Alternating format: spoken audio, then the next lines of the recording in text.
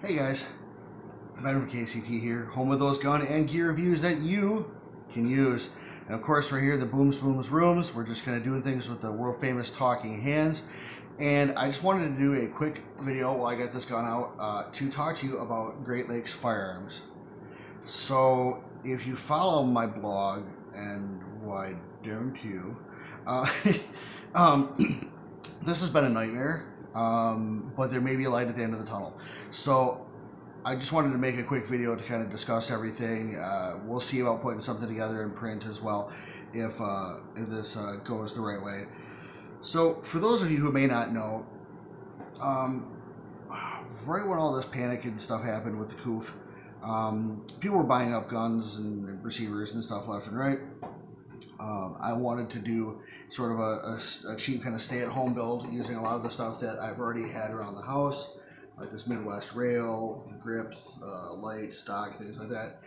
And so I went to go buy a lower, and normally they had arrows at the place I went, and they were out, but for the same price they had a Great Lakes Firearms lower. Now, I've seen them in the past. I wasn't super thrilled with them, but at the same time, I was like, you know what? I'll give it a try. It's a Michigan-based product. They said, oh, they're up in Sparta, which is just north of me here in Grand Rapids. And I was like, okay, cool, let's try it.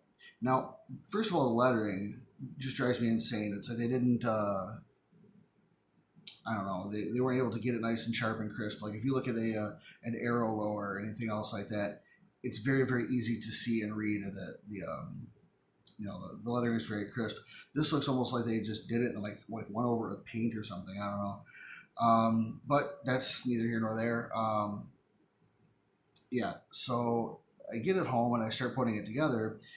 And first of all, I noticed that there's chatter in the magwell. It's really hard to see on camera. I've tried. So check out the article on Kinetic Concepts Tacticals blogger. And you'll be able to see the actual chatter, the machine marks in there. But it looks like they took a successive machine and maybe broke a tooltip or something. I don't know. But it's really weird. And I've never seen it on any other lower. So I did something I typically don't do, and I started putting the pistol grip on rather soon into the installation. Normally, I kind of work front to back. It's usually one of the last things to go on there with the fire control group, all that. When I went to go screw it in, the grip screw went in at just a ridiculous angle. I mean, I've never seen it go in like that on any lower. And I tried to back it out, and it stuck. So I went up there to their shop, which is really hard to find, and talked to the guy, one of the owners, and he's like, well, I can't tap this and drill this out. It's like, well, I don't want to tap to drill out. I'd like either my money back or I'd like to get another lower. So he went ahead and gave me another lower, filled out all the paperwork, went home, got it all built, everything went together fine. These things are copies of Anderson lowers. So they have the same idiosyncrasies as a lot of the Anderson lowers, although the screw pocket for the pistol grip is deeper on these than the Andersons. So you don't have that problem of running out of room when you're putting your screw in. So, all right, so I build this, paint it, yay, all this good stuff. Get ready to go to the range, and the gun is a single shot, so it's firing, it's cycling and everything, but it's not picking up the next round and preparing that to fire. So I'm putting the upper on different lowers, just different buffers, springs, things like that. And nothing really works. So I call them up again and say, hey, I don't really understand what the deal is. And again, they said, hey, you're putting the screw in wrong. And, if I hadn't built dozens and dozens of guns, that'd be a conversation that we could have. But I have, and I've never seen it. That with the poor machining and everything kind of led me to believe that maybe tolerances aren't as tight. So I get the gun home and I call them back up and say, hey, it's not working. It's just, pop, click, it's a mid-length Diamondback barrel.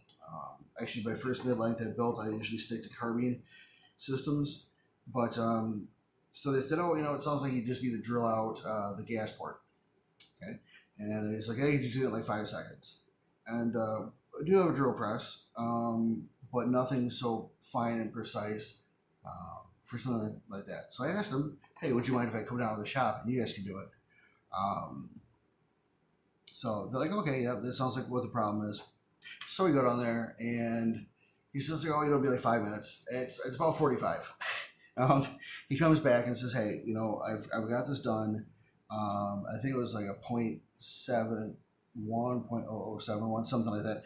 And then they open up to like an 8.1 or an 8.3. So pretty big opening there. And it works. It works great. I do need to go ahead and run some more rounds through it. The interesting thing is that when they are drilling out the gas port, he said that he broke 3 bits on the barrel. He says, I don't know what that's made out of. It's like chromoly vanadium steel with a nitride finish. I don't know what are barrels made out of these days. What even are they? So it's just a little bit weird that the machine shop that drills barrels wouldn't have a tool that would drill a standard barrel. Anyways, not trying to talk smack or cast aspersions or anything like that.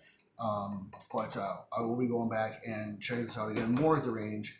I'm looking to actually install an adjustable gas block because now that we've got the gas port opened up, it's really pretty gassy, you know, and it's not as soft as I'd like it to be, and I know I could tune it back down. In the stock there, we have a Spikes Tactical ST T2 buffer, and that helps a little bit as far as the recoil. Like ARs don't recoil, they sort of jump or flip, you know. So anyways, that's the whole story there. So right now things are looking good in my book as far as Great Lakes Firearms is concerned. Again, some of the machining, again, very rough. Would I buy it again with my money? No, I wouldn't. It's just it's not like a slam on them. It's one of those things where with everything else that's out there, all the products that I know work, I can't justify spending money on something that may work or, you know, possibly could. I had one of my first ARs was a CMMG, and I loved their products and everything. And the gun would go almost full auto at times. The sear was worn down in it, and then the barrel. I mean, I shot that thing out probably 5,000, 10,000 rounds, something like that. So it was keyholing, and just ridiculous. So I had to go replace the barrel, all that good stuff. So would I buy another one of those? No. Because I know, you know, that there's now Palmetto, you know, if I wanted to go pretty cheap, BCM, Anderson, all these different places that I know are quality, that I know are going to give me a good product, and they're not going to require me to go back and forth to have a drill or this or that or whatever. You know, so as long as it works, I'm fine. We'll see. But it's just one of those things where, you know, if you are buying a lower or any part really, be careful of what you're getting. Look at it, see if there's anything glaringly wrong with it, and be a vigilant consumer, guys, because, you know, people will make anything and people will take your money for anything. So that's all I got today with that. Other than that, I guess if you're gonna buy guns, guys, and I hope you do, I really hope that you do, because they're fun. I mean, look at this. Look how much fun that is. It's just sleek. It's delicious. It's great. If you're going to buy guns, don't bankrupt yourself. I've done it. You know, I've got a family now. My son has been born recently. And, I just can't justify, you know, just running our family out of money so I can get some more ammo or magazines or whatever. Understand that panics are going to happen. Things are going to come and go. But just keep things into perspective. Don't make this a priority over your family. If you've got a couple guns, you've got a couple rifles or handguns or whatever you feel comfortable with, practice with those. You know, be cool with what you got before you step off to the next adventure there. So anyways, guys, thank you so much for paying attention to me here today. Again, hopefully we earn your subscription today. Like, share, hit the notification bell.